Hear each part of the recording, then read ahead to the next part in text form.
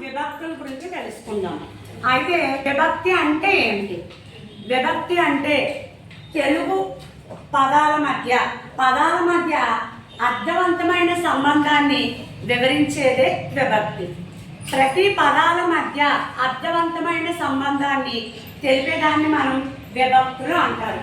వీటిని కారకాలు అని కూడా అంటారనమాట. అయితే అర్థవంతమైన సంబంధాన్ని ఎలా ఏర్పరుస్తుంది? తమ్ముడు బడి వెళ్ళాడు. దీనికి ఏమైనా అర్థం ఉందా?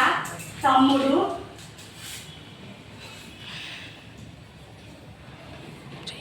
బడి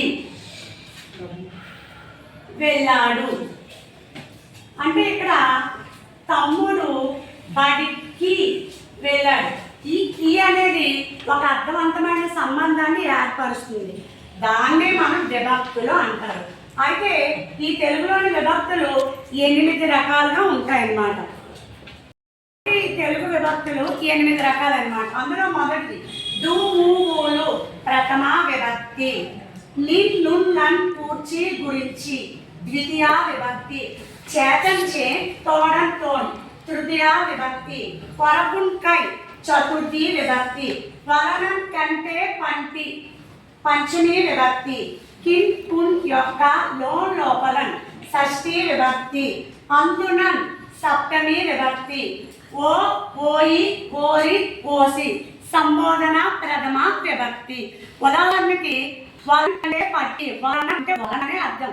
దొంగ భయం అనుకోండి, దాన్ని మీరు సమాసంగా మార్చాలనుకోండి దొంగ వలన భయం.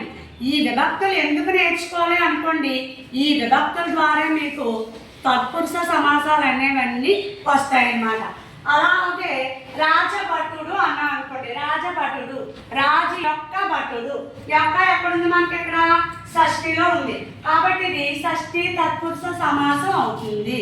సరస్వతి మందిరం సరస్వతి యొక్క మందిరం. యొక్క ఎక్కడుంది? షష్ఠి తత్పురుష కాబట్టి ఇది షష్ఠి తత్పురుష సమాసం అవుతుంది. దొంగ భయం దొంగ వలన భయం. వలన అంటే ఎక్కడుంది? పంచమి కాబట్టి ఇది పంచమి తత్పురుష సమాసం అవుతుంది. విభక్తులు ఎందుకు నేర్చుకోవాలంటే పదాల మధ్య అర్థవంతమైన సంబంధంతో పాటు తత్పురుష సమాసాలు కూడా అనేవి వస్తాయన్నమాట.